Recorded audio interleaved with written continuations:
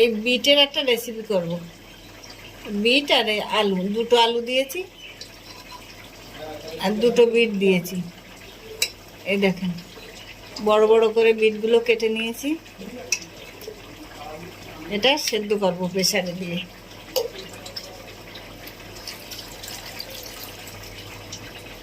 যাদের pressure cooker নেই তারা পাতলা করে কেটে কড়াইতে সেদ্ধ করতে পারবেন।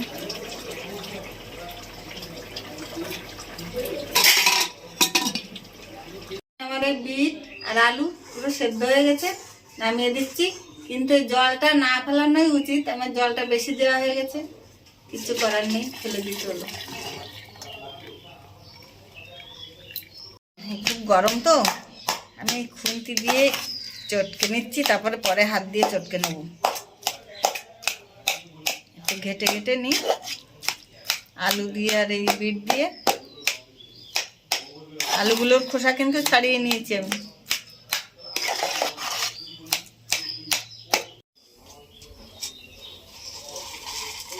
কড়াইতে কটা ধনে ভেজে নেবো আর জিরে। ধনে 1 চামচ, জিরে ভাজা হয়ে গেছে, তুলে নিচ্ছি।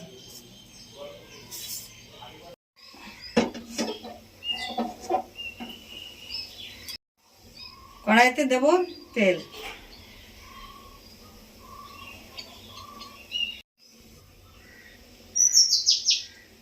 কড়াইতে দিচ্ছি লবণ।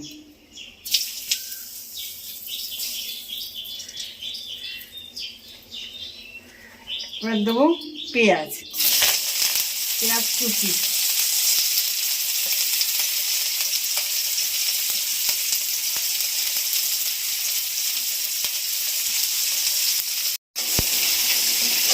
এবারে দেবো আদা রসুন বাটা।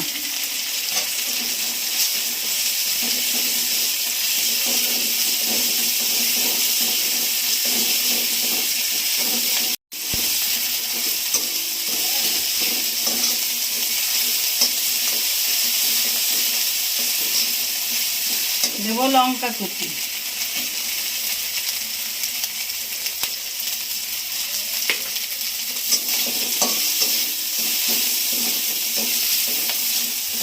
দেবো ধনের পাতা কুচি।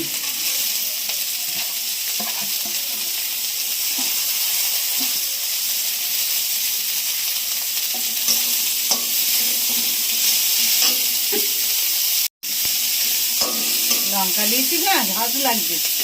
এবারে এগুলো দিয়ে দেবো।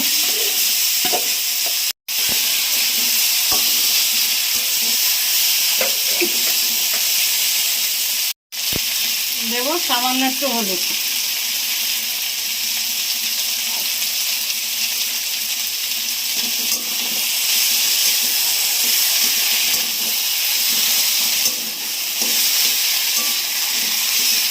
আমি তেলে লবণ দিয়েছি, আপনারা এর সঙ্গে দিতে পারেন তেলে না দিয়ে। এবার এটা নিরামিষও করা যায়, পেঁয়াজ রসুন না দিয়ে, শুধু আদা, ধনে পাতা, লঙ্কা কুচি আর এই যে ধনে জিরে ভেজে রেখেছিলাম সে গুঁড়ো।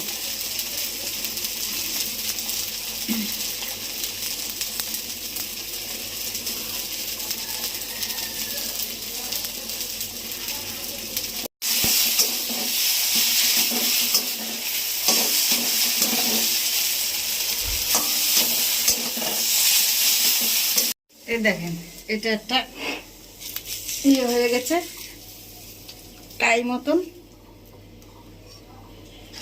নামিয়ে দিলাম।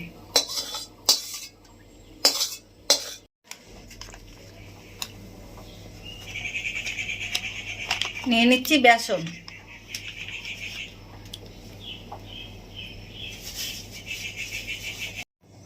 বেসনে দেবো হলুদ,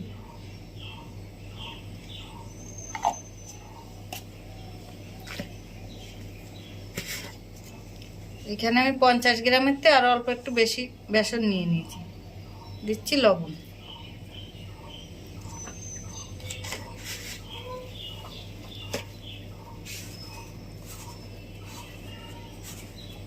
বেকিং পাউডার,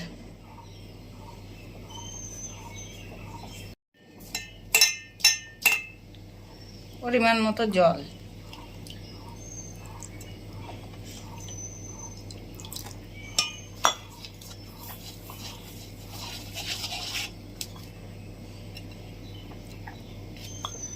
অল্প অল্প জল দিয়ে দিয়ে গুলতে হবে। বেশি পাতলা করলেও হবে না, আবার বেশি ঘন করলেও হবে না।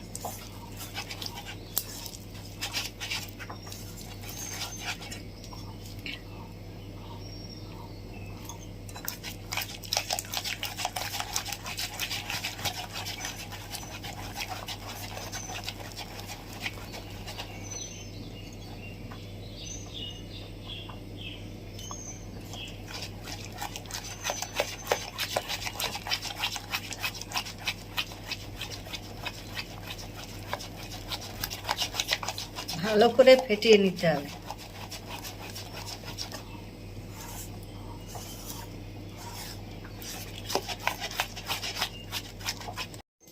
এইগুলো গোল আকারে করে নিলাম।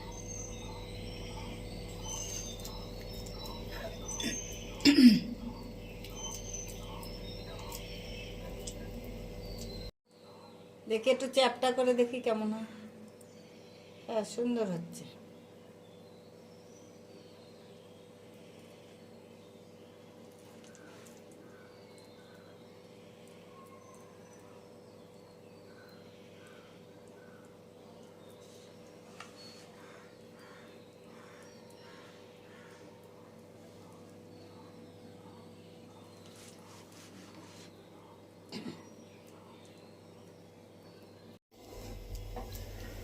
কড়াইতে তেল দেবো।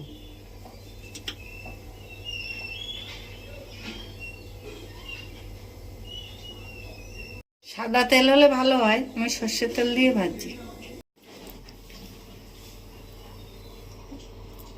এই যে এইভাবে বাটারে মাখিয়ে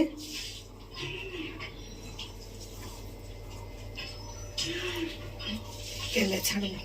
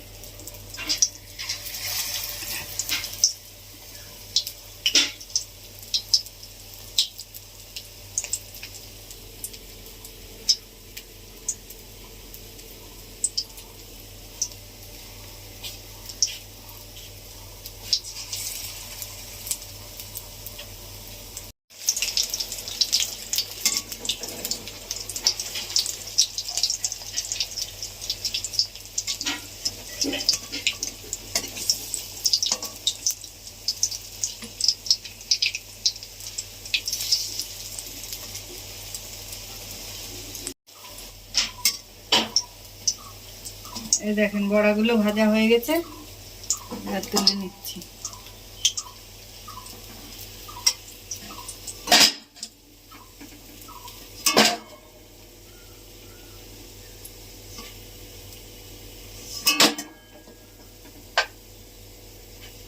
বাকিগুলো আমি একে একে সব এরকম ভেজে নেব। এইভাবে বিট আলু দিয়ে, কি বলবো, বড়াই বলি, বড়া করে সন্ধেবেলা চার সঙ্গে বসে মুড়ি দিয়ে খেতে পারেন, গরম গরম ভাতেও খেতে পারেন।